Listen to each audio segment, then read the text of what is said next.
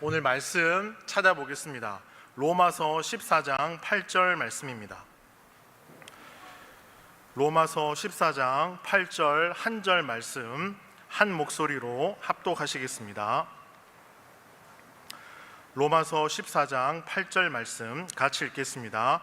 우리가 살아도 주를 위하여 살고 죽어도 주를 위하여 죽나니 그러므로 사나 죽으나 우리가 주의 것이로다. 아멘. 오늘 이 말씀을 가지고요, 그리스도인으로 사는 것은, 제목 한번 따라해 보겠습니다. 그리스도인으로 산다는 것은, 네, 감사합니다. 그리스도인으로 산다는 것은 이란 제목으로 말씀을 전하고자 합니다. 오늘 말씀의 흐름은 이렇습니다. 그리스도인은 어떤 삶을 살고 무엇을 믿고 또 어떤 마음을 가지고 하나님 앞에 살아가는 존재인가, 이 흐름을 따라서요 말씀을 잘 들어주시면 되겠습니다. 여러분, 세번역 성경으로 한 번 더 제가 말씀을 읽어드리겠습니다. 우리는 살아도 주를 위하여 살고 죽어도 주님을 위하여 죽습니다. 그러므로 우리가 살든지 죽든지 주님의 것입니다. 여러분, 그리스도인으로 산다는 것은요 어떤 것을 의미합니까? 답을 다 말하실 수 있을 겁니다. 이전날 그리스도인으로 산다는 것은요 생명을 내어놓을 준비를 해야 되는 시기가 있었습니다. AD 313년 무슨 일이 있었는 줄 아십니까? 콘스탄티누스 황제가 기독교를 국교로 공인했던 때입니다. 몇 년이라고요? 313년. 이 313년 앞으로 240년 동안 기독교는요 로마로부터 박해를 받습니다. 우리나라가 일본으로부터 얼마의 식민지 기간을 거쳤습니까, 여러분? 35년 맞습니다. 35년에 무려 7배에 해당하는 240년이라는 이 시간 동안 많은 그리스도인들이 박해를 받고요, 그 박해를 피해서 카타콤이라고 하는 지하 도시에 들어가서 손바닥만한 하늘을 올려다보며 삶을 살았습니다. 그 지하 도시에서의 삶은 30년을 넘지 못했습니다. 우리 스데반 집사님은요 초대교회 7 집사 중에 한 분이십니다. 최초의 기독교 순교자. 여러분, 스데반 집사님의 죽음을 사도 바울이 목격하고 충격을 받습니다. 예수를 믿는다는 것은 무엇인가? 서머나 지역에 존경받는 폴리캅이라고 하는 감독이 있습니다. 86세의 어르신이에요. 나이가 많이 들었어요. 예수를 믿는다는 이유로 잡혀가요. 로마 사람들에게. 로마 사람들이 말합니다. 이제 나이도 많은데 그냥 황제를 숭배한다고 한마디만 하세요. 그러면 죽지 않을 겁니다. 노년에 무슨 일입니까? 그러자 86세의 이 어르신이 뭐라고 하냐면, 86년 동안 한 번도 하나님은 나를 외면하지 않으셨는데 내가 하나님을 외면할 수 없습니다 라고 하고 화형을 당합니다. 그리고요 20대의 한 여인, 카르타고 지역의 한 여인이요, 지금 튀니지 지역인데요, 페르페투아라고 하는 20대의 이 여인은요 또 예수를 믿는다는 이유로 잡혀갑니다. 귀족이었어요. 집안이 명문이었고 잘 살았습니다. 아버지가 옵니다. 얘야, 우리 가문을 생각해라. 네가 결혼도 하고 자녀도 있는데 그냥 황제를 믿는다고 한마디만 해라 라고 하자 이 20대의 딸이 뭐라고 하는 줄 아십니까?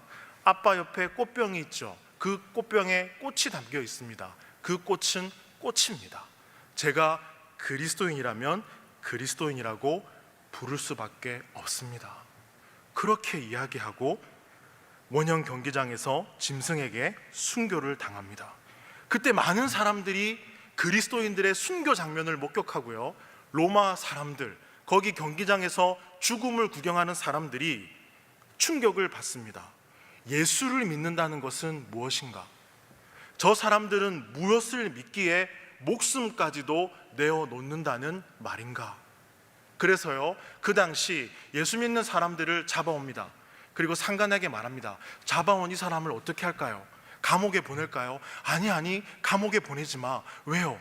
감옥에 가면 복음을 전해. 안 돼. 그러면 어떡합니까? 원형 경기장에 보냅니까? 안 돼. 왜요? 경기장에 보내면 많은 사람들이 예수를 믿는다는 건 무엇인가 하는 물음을 던져. 어떻게 해야 돼? 이런 고민에 빠지기도 했습니다. 자, 여러분, 오늘 예배에 참석한 친구들과 우리 성도님들에게 묻고 싶은 것이 있습니다. 여러분, 예수를 믿는다는 것은 무엇입니까? 여러분, 오늘날 무엇을 믿고 계십니까? 오늘 이 예배에 나오실 때 어떤 마음을 가지고, 어떤 소망과 기대를 가지고 이 예배 자리에 나오셨습니까? 여러분은 무엇을 붙들고 살아가고 계십니까? 마음으로 다 답을 하고 계시죠? 답을 하셔야 됩니다. 그래야 잘 따라오실 수가 있습니다. 자, 여러분, 그리스도인으로 산다는 것은 다음의 사실들을 믿는 것에서 출발합니다. 제가 4가지를 이야기할 텐데 체크를 한번 해보십시오. 첫 번째, 하나님께서 세상과 나를 창조하셨기에 하나님은 주인이십니다. 두 번째, 하나님이 주인이신 것을 거부하고 우리는 스스로 주인이 되고자 했습니다. 세 번째, 예수님께서 우리를 위해 돌아가셨습니다. 네 번째, 십자가의 사랑을 받아들이고 예수님께서 내 삶의 주인임을 영접하면 나는 하나님의 자녀가 됩니다. 이 사실을 믿기에 우리는요, 창조주가 누구인지 압니다. 우리의 주인이 누구인지도 알고요, 죄가 무엇인지도 압니다. 하나님으로부터 받은 사랑이 무엇인지도 압니다. 그래서 여러분들은 하나님 앞에 살아갑니다. 세상은 이렇게 하나님 앞에 살아가는 사람들을 향해서 뭐라고 부릅니까? 그리스도인이라고 부릅니다. 여러분, 이 그리스도인으로 산다는 것은요, 하나님의 다스림 아래 살아가겠습니다 라는 고백을 하는 것을 의미합니다. 이 다스림의 의미가 창세기 1장 28절에 보시면 모든 생물을 다스리라 하시니라 라고 나옵니다. 이 다스리라 라는 이 표현이 권위적으로 들릴 수도 있겠지만 이 다스리라 라는 이 의미가 매우 중요합니다. 하나님이 말한 방식을 말합니다. 내가 너희들을 대하는 그 방식으로 이 세상을 다스리고 살아가라 라는 겁니다. 여러분, 하나님은 사랑의 하나님이십니다. 믿으십니까? 사랑의 하나님, 하나님의 그 사랑함의 방식을 가지고 세상을 사랑하고 함께 해라 라는 것입니다. 서로 사랑해라 라는 거죠. 옆 사람에게 이렇게 인사해 보겠습니다. 예수님의 이름으로 사랑합니다. 여러분, 이 사랑은요, 우리가 알고 있는 연인끼리 너무 좋아서 울고 죽는 그런 사랑이 아니에요. 즐거움이 아니에요. 하나님이 우리를 사랑하신 이 사랑은요, 오래 참고 견디고 용납하고 끝까지 가는 사랑입니다. 이 사랑을 가지고 살아가는 이들을 성경은요, 그리스도인이다 라고 말합니다. 하나님의 그 사랑. 자, 여러분들께서 주님을 처음 만났던 그때를 한번 떠올려 보십시오. 어떤 마음, 어떤 상황이었습니까? 목사님 생각나지 않아요. 세례식을 한번 생각해 보십시오. 우리 친구들도 예수님을 뜨겁게 만났던 그때를 한번 생각해 보세요. 이전날 저는요, 주님을 만난 후에 하나님은 사랑이십니다 라는 제목으로 말씀을 전했습니다. 온누리 교회 부임한 첫 설교의 제목도 하나님은 사랑이십니다 였습니다. 그 내용은 이렇습니다. 하나님은 살아계십니다. 우리와 함께 계십니다. 우리를 구원해 주셨습니다. 고로 하나님은 사랑이십니다.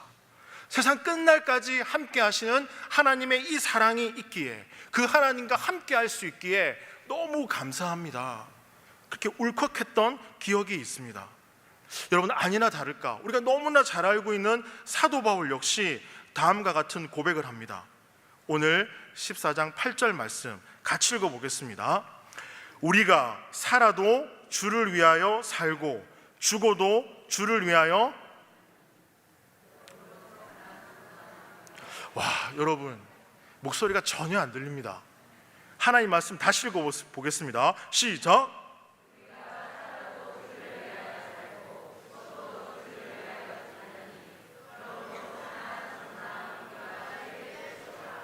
아멘. 오늘 말씀해 보시면 바울은 뭐라고 말합니까? 주님을 위하여 살겠습니다 라고 말하는데요, 여기에서 그치지 않고 후반절 보십시오. 그러므로 우리가 살든지 죽든지 주님의 것입니다 라고 말합니다. 여러분, 누구를 위해 산다는 것과 누구의 것이다라는 표현은요 아주 다릅니다. 예를 들면 이겁니다. 누구를 위해 산다는 것은요 내가 어떤 사람을 사랑하고 좋아해서 해주는 것을 말합니다. 예를 들어서 아내를 너무 사랑해서요, 남편을 너무 사랑해서요, 아니요, 아내를 너무 사랑해서요 집에 오기 전에 집안일도 좀 해주고 설거지도 하고 빨래도 하고 내가 열심히 번 월급도 아내 통장으로 넣어주고, 왜요? 아내를 위해 난 살기로 작정했으니까. 그러던 어느 날 마음이 바뀌어요. 아니, 나는 이제 그만할래. 여러분, 이 모습이 누군가를 위해 사는 것입니다. 마음은 쉽게 변하거든요. 뒤도 돌아보지 않고 변하는 것이 마음입니다. 누군가를 위해 산다고 했을 때요 자발적인 선택이기 때문에 언제든지 변할 수 있습니다. 그래서 우리의 사랑은 변해요. 섬김은 변하고 마음도 변해요. 그런데요 주님의 것이라고 하면 상황은 달라집니다. 주님께 속했다라는 의미인데요, 주님께 속했기 때문에 선택의 여지가 없어요. 주님이 하신 말씀을 그대로 순종하며 따라가는 것을 말합니다. 예수님께서 나를 따르라라고 하셨죠. 그 길을 따라가고 쫓는 것입니다. 내 뜻이 아닌 주님의 뜻대로 살겠습니다 라고 나아가는 것이죠. 여러분, 하나님 말씀 앞에 순종하고 계십니까? 하나님의 말씀을 따라가고 계십니까? 여러분의 삶 가운데 주님을 따라 살아온 그 흔적들이 있으십니까? 한번 꺼내보십시오. 한번 꺼내서 얘기해 보십시오. 오늘 저녁에 집으로 돌아가는 길에 한번 얘기해 보시길 바랍니다. 여러분, 주님의 뜻대로 살겠습니다 라는 것은요 여기서 끝나지 않고요 우리 삶이 하나님의 말씀으로 영향을 받는 것을 말합니다. 이 영향을 받게 되면요 우리의 삶의 방식이 바뀝니다. 주의 말씀이 우리 삶에 영향을 주기에 그 영향을 받으며 살아가는 인생을 성경은 뭐라고 합니까? 그리스도인이라고 합니다. 뭐라고요? 그리스도인이요. 그리스도인은 이 세상 가운데서 다름을 가지고 살아갑니다. 이 다름이 무엇입니까? 바로 말씀입니다.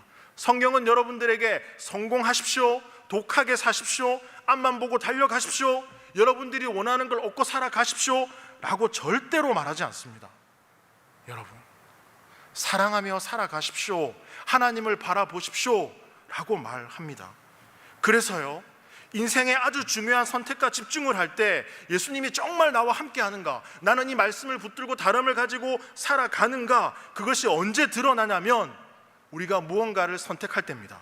배우자를 만날 때, 직장을 옮길 때, 학교를 갈 때, 사업을 할 때, 물질의 문제까지요, 아이들을 키울 때도요, 어떤 기준으로 어떻게 나아가는가, 선택을 하는가, 그 다름이 보인다라는 겁니다.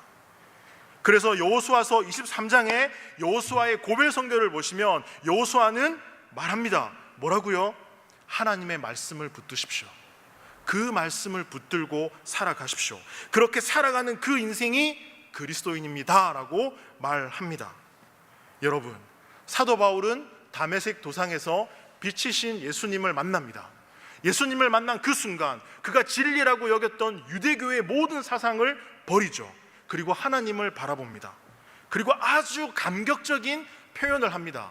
사도 바울이 어떤 표현을 한 줄 아십니까? 말씀을 한번 찾아보겠습니다. 고린도후서 5장 17절입니다.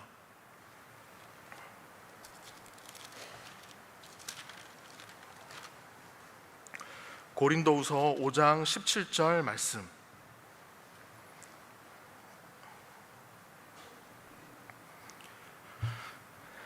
같이 한번 읽어보겠습니다. 누구든지 그리스도 안에 있으면 새로운 피조물이다. 옛것은, 아멘. 세 번역으로 읽어드리겠습니다. 누구든지 그리스도 안에 있으면 새로운 피조물입니다. 옛것은 지나갔습니다. 보십시오, 새 것이 되었습니다. 이전 것은 다 지나가고 새로운 피조물이 되었는데, 이 피조물 뜻이 중요합니다. 이 피조물의 뜻은 새 창조를 의미합니다. 예수님을 믿게 되어서 옛 시대는 지나가고 새로운 시대가 속했는데 내 인생이 새롭게 되었다, 내 일상이 새롭게 변했다라는 것입니다. 그러니 하루가 새롭죠. 하루가 새로워요. 우리 친구들 아침에 눈을 뜨고 세수하고 학교를 가죠.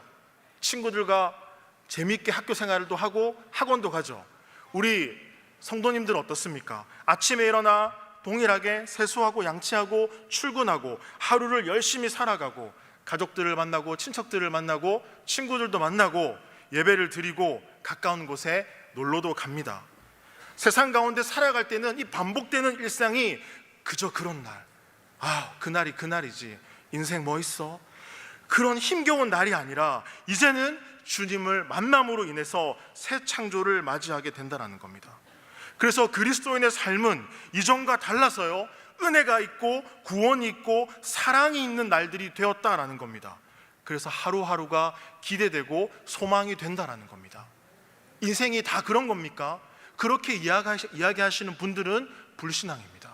인생은 다 그런 게 아니라 예수 그리스도인이라면요, 인생은요, 하나님 나라의 이야기가 있습니다. 하나님과 함께하는 이야기가 있습니다. 구원의 이야기가 있고요, 영생의 이야기가 있고요, 은혜의 이야기가 있고요, 복음의 이야기 있고 의의 이야기가 있습니다. 말씀의 이야기가 있습니다. 한마디로 주님과 함께하는, 세상 끝날까지 나와 함께하는 주님과의 이야기가 우리 일생 가운데 풍성하게 늘 하루하루 있다는 것입니다. 세상에 끌려다니던 우리가 세상 끝날까지 함께하는 주님을 만나서 우리 인생을 세상이 아니라 주님이 이끌어 가시기 때문에 우리는요, 은혜가 있고 기대가 있고 소망이 있고 감사가 있다는 것입니다. 여러분, 제가 드린 말씀이 마음에 와닿지 않는다면 에베소서 2장 10절에서 이렇게 말씀하십니다. 우리는 하나님의 작품입니다. 선한 일을 하게 하시려고 하나님께서 그리스도 예수 안에서 우리를 만드셨습니다. 하나님께서 이렇게 미리 준비하신 것은 우리가 선한 일을 하며 살아가게 하시려는 것입니다. 우리 한 사람 한 사람이 뭐라고요? 작품이라고요. 아직 완성되지 않는 작품이다라고 말합니다. 자, 여러분, 하나님이 우리를 이끌어 가시면서 이 작품을 완성해 나가십니다. 지금 여러분 잠깐 눈을 감으시고요, 여러분 앞에 하얀 빈 종이를 꺼내 보십시오. 그 종이 위에 수많은 점들을 한번 찍어 보십시오. 그 점과 점을 이어주는 것, 눈을 떠 보십시오. 그 이어주는 것이 세상 끝날까지 우리와 함께 하시는 주님의 인도하심이다라는 것입니다. 우리를 어떻게 빚어 가실지, 우리 인생을 어떻게 만들어 가실지 여러분 기대되지 않습니까? 전혀 기대되지 않으세요? 강대상을 내려가고 싶은데요. 여러분, 현타가 왔습니다. 온거를 보는데 어디를 봐야 되는지 안 보입니다. 네. 자, 여러분, 아직도 모르겠어요 라고 하는 분이 계시다면 예배의 자리를 소중히 하시기 바랍니다. 예배의 자리를. 예배는 하나님께서 하신 일과 하나님이 우리를 어떻게 사랑하는지를 듣는 시간입니다. 하나님의 크신 사랑 앞에, 하나님이 하시는 그 일들 앞에 우와, 하나님 하면서 놀라는 시간이 예배의 시간이다라는 겁니다. 우리 친구들, 예배를 사랑하세요. 여러분, 히브리서 4장 16절에 보시면 그러므로 우리는 담대하게 은혜의 보좌로 나아갑시다. 그리하여 우리가 자비를 받고 은혜를 입어서 제때에 주시는 도움을 받도록 합시다. 여러분, 왜 예배의 자리가 중요한가? 하나님이 하실 일들을 얘기하고 하나님의 사랑을 이야기하면서 하나님께서 예배를 드리는 하나님의 자녀인 그리스도인들에게 제때에 도움을 주신다라고 말씀하십니다. 여러분들 중에 혹 나를 어떻게 인도해 가실지 아직 잘 모르겠습니다 라고 한다면 예배를 사모하며 예배의 자리에 나오십시오. 그리고 하나님 말씀에 집중하시길 바랍니다. 그런데 오늘날 집중이 잘 되어지지 않아요. 여러분, 제가 간사로 교회를 섬기던 여름 어느 날, 간사였어요. 제 옆에 전도사님이 계시고 제 옆에 목사님이 계시고 그 옆에 청년이 있었습니다. 넷이서 밥도 먹었고 오랜만에 너무 좋으니까 우리 게임을 하자. 그래서 그 당시 유행했던 스타크래프트라는 게임이 있습니다. 목양실에서 목사님과 전도사님과 간사와 청년 4명이 모여서 스타크래프트를 키면서 와우 12시, 3시 이걸 알아듣는 분들은 그때 추억을 아시는 분들이고, 우리 친구들은 게임을 했다고 생각하세요. 목사님이 그렇게 게임을 막 즐기고 있던 그때 누군가 문을 열고 들어옵니다. 담임 목사님. 순간 사무실의 분위기가 조용해지고요, 컴퓨터 전원 버튼에 손이 가기 시작합니다. 꺼야 되니까. 저는 그때 그런 생각이 문득 들었습니다. 아니 어떻게 한순간에 분위기가 이렇게 바뀔 수가 있지? 한순간에. 저는 그때 머릿속에 경외라는 단어가 생각이 났습니다. 경외. 아니 리더가 들어오니까, 중요한 사람이 들어오니까 분위기가 한순간에 달라집니다. 사람들은요, 중요한 사람들이 등장하면 이런 자세와 태도를 취합니다. 왜요? 너무 중요하게 여기니까, 잘 보여야 되니까. 그런데 왜 하나님 앞에서는 그렇지 않을까요? 그래서 문제가 생깁니다. 하나님 앞에 선 시간들을 그냥 보내지 마시기 바랍니다. 구약 성경을 읽어보신 분들은 제가 하는 말이 어떤 의미인지를 아실 겁니다. 인간은 하나님 앞에 나아갈 수 없는 존재였습니다. 그런데 오늘날 우리는요, 이 자리를 너무 쉽게 생각한다라는 것입니다. 히브리서 4장 16절 말씀은요, 우리가 하나님 앞에 담대하게 나아갈 수 있다고 합니다. 예수 그리스도께서 우리를 위해 죽으셨기 때문에, 그래서 우리가 담대하게 용기를 가지고 설 수 있습니다. 여러분, 독하게 살지 마시길 바랍니다. 독하게요, 지독하게요. 뭐라고 합니까? 성경은요, 강하고 담대하게 용기를 가지고 이 세상을 살아가라라고 말합니다. 뭘 가지고요? 하나님의 그 사랑을 가지고, 좀 손해보고, 좀 그래도 여유를 가지고 세상을 섬기며 바라보며 살아가라라고 말합니다. 4장 16절 말씀이 은혜입니다. 제때에 주시는 도움이라고 합니다. 우리가 예배할 때요, 하나님께서는 우리의 필요한 은혜를 예배 때 주신다라는 겁니다. 우리의 아버지시니까. 예배의 개념을 조금 더 쉽게 말씀드리면요, 저는 매일매일 예배를 받습니다. 누구한테 받을까요? 우리 친구들. 목사님이 예배를 받아요. 하나님께 받아요, 예배를요? 저는 예배를 매일 받습니다. 누구요? 우리 자녀들에게요. 저희 큰애가 7살, 둘째가 4살입니다. 딸이거든요. 집에 가면 현관문을 띠디디디 여는 순간에 아빠다! 하고 막 뛰어나옵니다. 서로 막 안기려고 해요. 같이 안아줘야 됩니다. 따로 안아주면 안 되죠. 같이 안아주고요, 제가 뭐라고 할까요? 얼굴을 살핍니다. 얘들아, 유치원 잘 갔다 왔어? 오늘 유치원에서 어떤 어려움은 없었니? 무슨 일은 없었어? 아들이 얘기해요. 아들이란다. 딸들이 얘기해요. 아빠, 오늘 현타가 왔어요. 아빠, 오뎅국도 먹었어. 친구들과 이런 일이 있었어. 속상했어. 선생님이 나한테 그랬어. 그 친구가 나랑 안 놀아줬어. 혼내줘. 그랬구나. 아빠 해줄게. 그 아이들의 그 답변에 성실하게 이야기해주죠. 여러분, 이게 예배입니다. 아버지 앞에 예배할 때 우리가 아뢰고, 주님이 말씀하시고, 주님이 임재하시고 듣고, 그 은혜의 보좌에 강하고 담대하게 용기를 가지고 나가는 그 그리스도인들에게 하나님께서는 제때에 도움을 주신다라는 것입니다.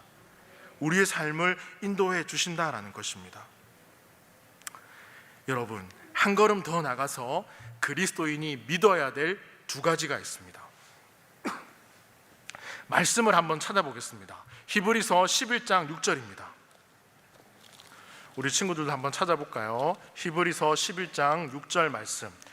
그리스도인으로 살아갈 때 믿어야 될 2가지 사실이 있습니다. 히브리서 11장 6절 말씀 같이 한번 읽어보겠습니다. 시작. 믿음이 없이는 하나님을 기쁘시게 하지 못하나니 하나님께 나아가는 자는 반드시 그가 계신 것과 또한 그가 자기를 찾는 자들에게 상 주시는 이심을 믿어야 할지니라. 아멘. 2가지를 믿어야 되는데 그게 뭡니까? 하나는 하나님이 항상 우리와 함께 하신다는 겁니다. 하나님이 계신다는 것입니다. 하나님이 함께 계시다는 이 믿음이 있기에 우리의 모든 순간, 모든 상황이 감사하고 은혜다라는 것이죠. 또 2번째는요, 하나님이 자기를 찾는 자들에게 상 주신다는 것을 믿고 살아가는 것이 그리스도인이다라고 말합니다. 그러면 퀴즈, 여기서 상은 뭘 의미할까요? 여기서 말하는 상은요, 우리가 원하는 것들이 아닙니다. 우리가 원하고 바라는 것들이 아닙니다. 이 상은 하나님이 그가 지으신 인간에게 가장 주고 싶어하는 것을 말합니다. 이것은 무엇일까요? 구원입니다. 구원. 하나님이 그가 지은 인간에게 가장 주고 싶은 구원, 이 상은 바로 구원을 말합니다. 예수 그리스도를 통해서 하나님과의 관계가 회복되는 것, 그것이 상중의 사기요 복의 복이다라는 것입니다. 여러분, 하나님은 우리가요, 하나님이 늘 함께 계시고 이 상을 주신다는 것을 믿고 살아가기를 원하십니다. 성경이 말씀하고 있는 이 믿음은 하나님이 하신 일을 믿는 것인데, 이 믿음 안에 다양한 카테고리가 있습니다. 여러분, 이 믿음 안에요, 미신도 있고요, 맹신도 있고요, 광신도 있습니다. 미신은 없는 것을 믿는 거고요, 맹신은 무조건 믿는 거고, 광신은 자기 멋대로 믿는 겁니다. 그래서 이단이 생기게 되죠.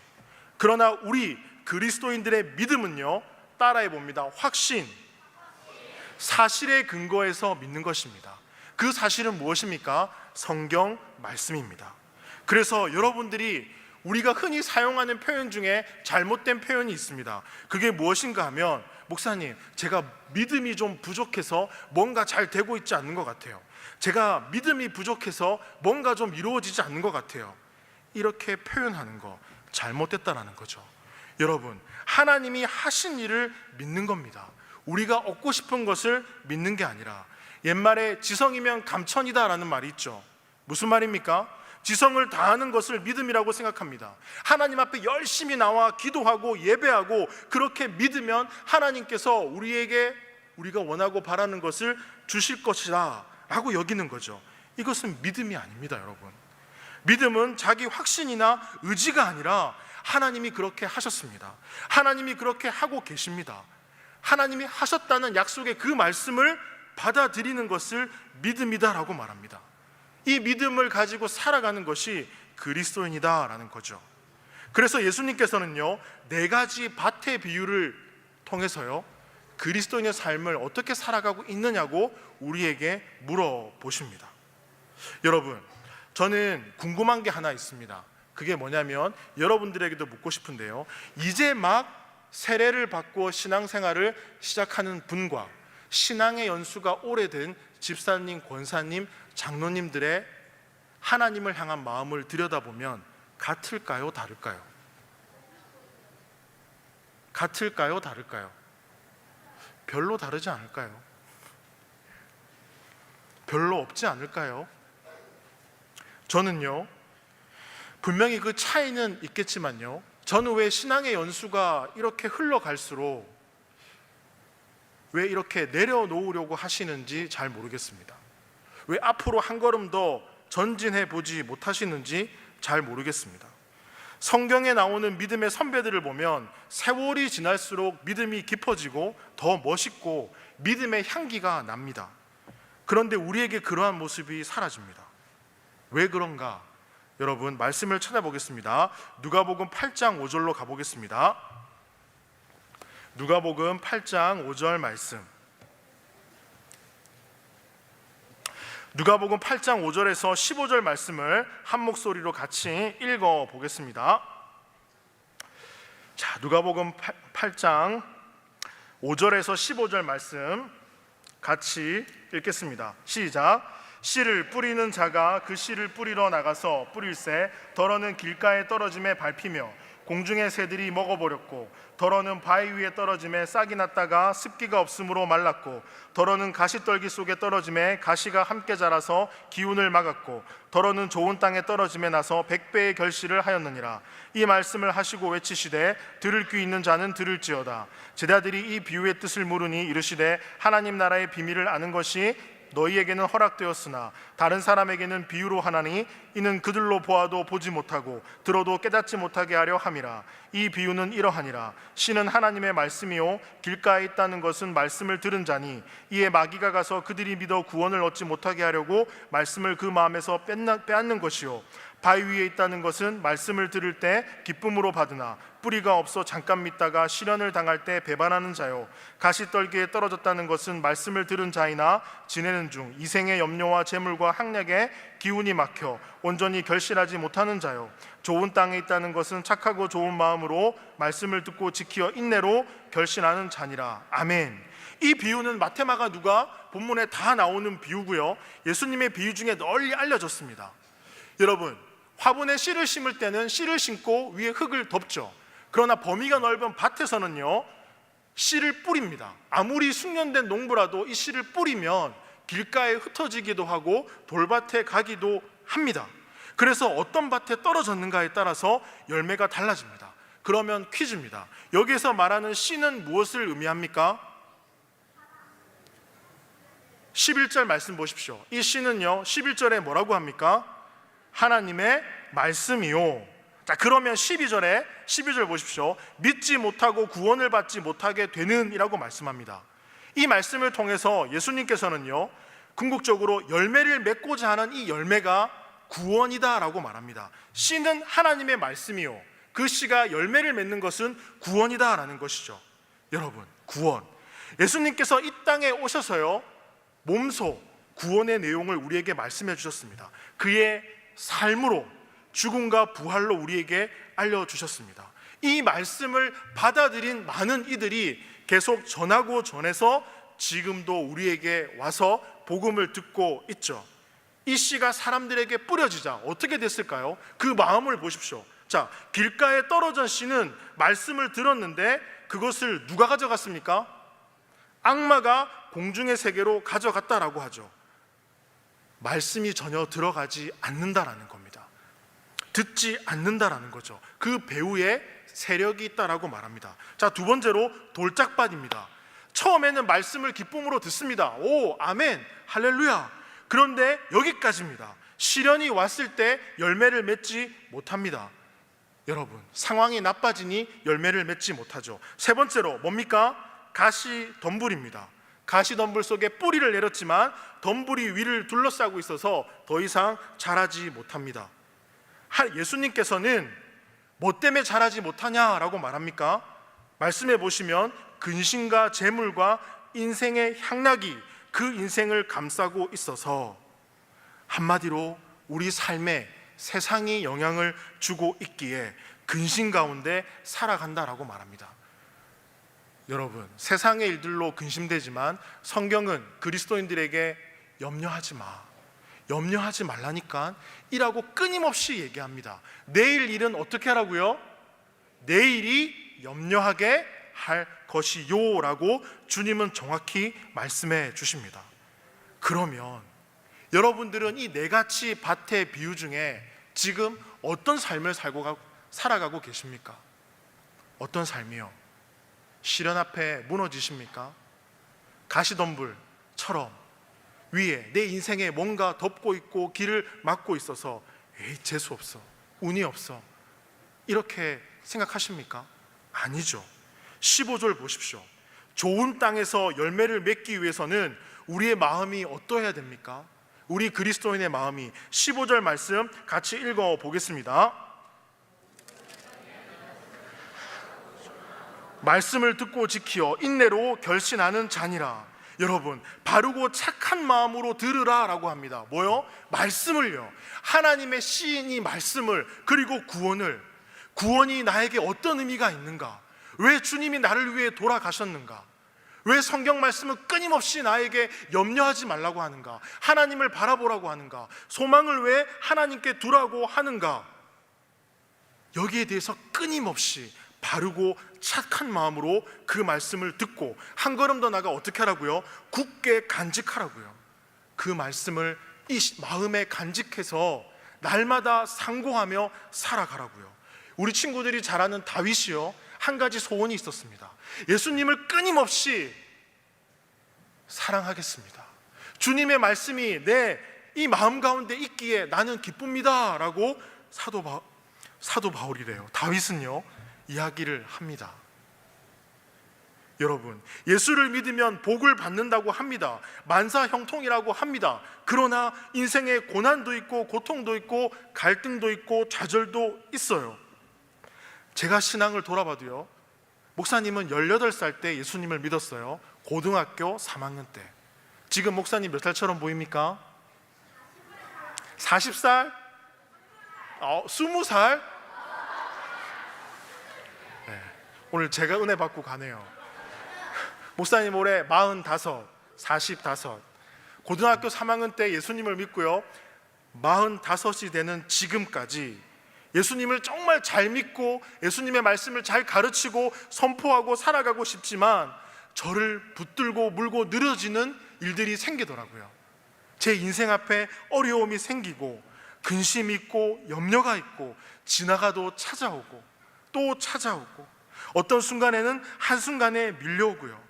그런데요, 그 상황을 뛰어넘을 수 있는 것은요, 바로 우리가 바르고 착한 마음으로 주의 말씀을 붙들고 살아갈 때 뛰어넘을 수 있다는 것입니다.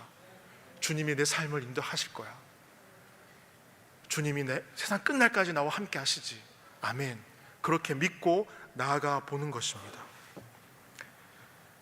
말씀이라는 다름을 굳게 붙잡고 세상 끝날까지 함께 하시는 주님을 바라보며 구원의 그 감격을 가지고 살아가는 것이 그리스도인이라고 성경은 우리에게 말씀해 줍니다.